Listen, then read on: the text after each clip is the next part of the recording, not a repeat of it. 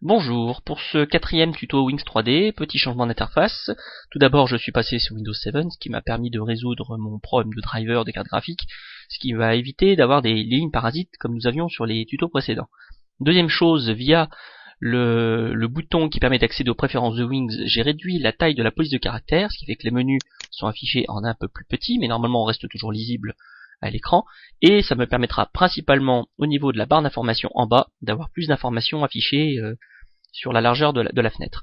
Enfin, j'ai toujours, via le menu des préférences, activé l'anti-aliasing sur l'affichage des arêtes, qui permettent de les avoir un petit peu plus fines, c'est quand même un petit peu plus agréable. Donc je vais revenir sur des fonctions d'affichage et d'ergonomie du logiciel. Tout d'abord en commençant par une petite chose que j'ai oublié de préciser dans le précédent, c'est que quand on est en mode caméra, avec le clic sur la molette, ça permet de faire une rotation comme ça, et la molette permet de zoomer, dézoomer, si on fait glisser la molette. Donc ce zoom, zoomer, dézoomer à la molette fonctionne aussi bien en mode caméra, comme j'étais précédemment, qu'en mode de sélection normale. Voilà, la molette permet de zoomer, dézoomer, c'est la première chose. Deuxième chose, quand un objet est créé dans Wings, il y a un cube qui est créé, nous verrons comment plus tard créer les formes de base que l'on souhaite. La forme est créée au centre du monde Wings. Le centre du monde Wings, vous voyez, c'est centré par rapport aux axes X, Y, Z, et le fait qu'il soit centré au niveau de l'axe Y, donc du niveau vertical, fait que l'objet est moitié sous le niveau du sol. Vous voyez, le niveau du sol, je peux passer en dessous, mais l'objet est placé en plein milieu. Donc la première chose, bon c'est pas indispensable, mais ce que j'aime bien faire quand je commence à travailler sur quelque chose, je sélectionne mon objet, ou une quelconque partie de l'objet, en fait ça fonctionne, peu importe la partie de l'objet qui est sélectionnée, on va dans Outils, et on demande de placer au sol. Voilà, ce qui permet d'avoir l'outil placé exactement au ras au niveau du sol, ce qui évite de le faire manuellement et visuellement. Barre d'espace pour désélectionner, je vous le rappelle. Deuxième chose, la rotation en question. Elle se fait comme ça. Alors la question c'est autour de quoi se fait cette rotation? Là on dirait a priori c'est autour du cube. Oui, mais ce n'est pas par hasard, c'est que par défaut la vue est centrée sur le centre, la rotation se fait sur le centre du monde Wings, et comme il y a un cube, on a l'impression que ça tourne autour, mais en fait pas du tout. Là, on peut, je vais sélectionner ma face, je vais la déplacer, on reviendra un petit peu plus tard dans les autres tutos pour voir comment ça se passe.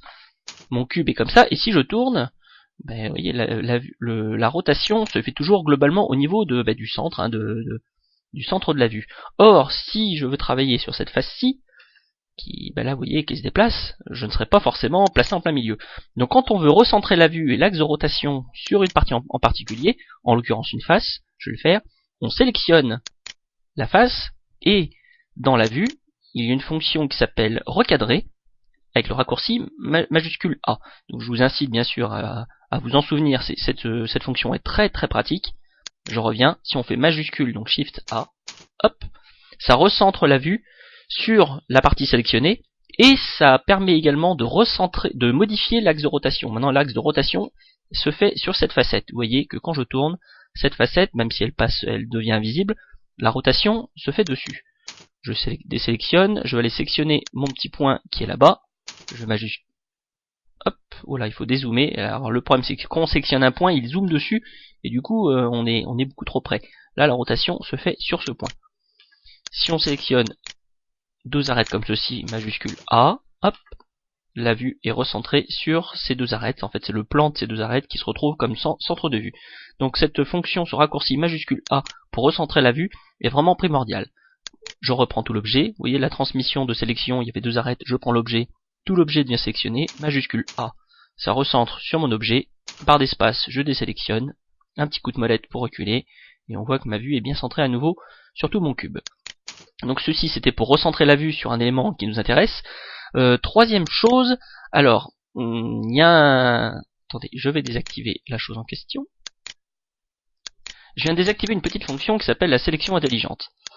Par défaut, quand vous arrivez, vous devez choisir le mode de sélection. Donc là, mode face, ici le mode arrête, et enfin le mode point, le mode sommet.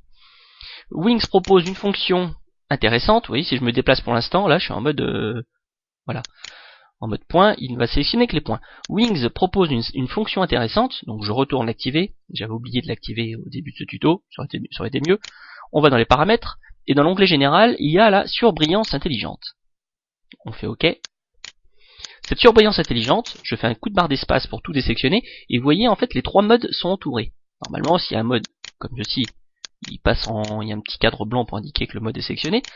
Barre d'espace, les 3 sont entourés. Alors ce que ça veut dire, c'est qu'en fait Wings va déduire que l'on veut sélectionner un point, une arête ou une face selon l'endroit où on passe sur l'objet. Si je passe au-dessus d'une arête, il me propose l'arête. Je me déplace, il propose la face. Je viens sur un point, il me propose un point. Vous voyez, il me propose un type de sélection selon ce sur quoi je passe. Et le premier que je sélectionné deviendra le mode actif. Hop, je sélectionne une arête, ça y est, il est passé en mode arête. Donc après, je peux continuer à sélectionner mes arêtes. Je désélectionne avec la barre d'espace. Il repasse en sélection globale. Donc ça, c'est une fonction qui est très pratique. Ça évite par défaut toujours penser à sélectionner le mode que l'on veut. Ça permet d'y aller plus intuitivement. Enfin, un dernier aspect que je voulais revoir, c'était pour ce que je vais appeler le glisser de sélection. La sélection par défaut, je vous l'ai montré, donc on sélectionne une face, puis une autre, voilà, et qu'on repasse dessus, on sélectionne. Mais si on garde la souris appuyée pendant qu'on sélectionne et qu'on déplace la souris, on va pouvoir étendre la sélection à d'autres éléments. Je vais passer par exemple en mode face, là j'y suis, je sélectionne, je clique mais je maintiens appuyé, et je déplace la souris, hop, ça sélectionne automatiquement, je n'ai fait qu'un seul clic.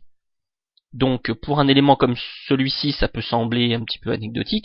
Quand il y a une grande surface à couvrir, c'est plus simple de cliquer et entre guillemets de balayer la surface d'éléments sectionnés plutôt que de le faire élément par élément. Ceci fonctionne évidemment en mode face, arrête ou point. Je le fais en mode arrête, je clique, je maintiens appuyé et je déplace ma souris. Voilà, ça déplace les éléments. Voilà. Mode point, je clique et dès que je me rapproche d'un élément. Alors, vous aurez constaté, je désélectionne, qu'à partir du moment où on se rapproche d'un deuxième élément, la sélection se fait automatiquement. Regardez, je déplace la souris, hop, le point est sélectionné. Je me déplace vers le suivant, il est sélectionné. Vers le suivant, il est sélectionné. Voilà. Donc cette sélection par glisser est très pratique. Par contre, on a vite fait de sélectionner des éléments qui ne nous intéressent pas si on passe trop près d'eux. Je le fais en mode arrête. Je clique ici, admettons, hop, voyez. J'aurais voulu, admettons, sélectionner celle-ci. Le fait d'approcher une des deux les a sélectionnés automatiquement.